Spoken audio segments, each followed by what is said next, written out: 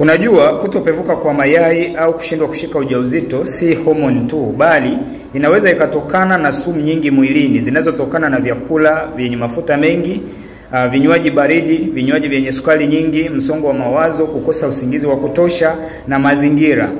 Mkusanyiko wa sumu zinapokuwa nyingi mwilini zinapelekea damu kushindwa kutembea vizuri kwenye ovari. Mwisho wa siku, homoni za follicle stimulating na luteinizing zinashindwa kuwa kwenye usawa wake. Mwisho wa siku unapata matatizo ya hedhi isiyokuwa sawa, mayai hayapevuki au yanazalishwa hayakomai vizuri. Mwisho wa siku unashindwa kushika ujauzito.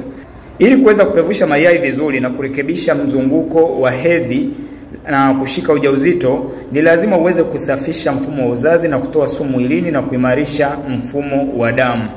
Na ili kufanya hivi ni lazima turudi kule kwenye challenge yetu ya kutumia C24/7 na Livercare kwa muda wa siku 30 hadi 90. Tiba hizi zitatusaidia kusafisha mfumo wa uzazi, kuimarisha homoni za uzazi na kusafisha mfumo wa damu na kupevusha mayai kwa haraka.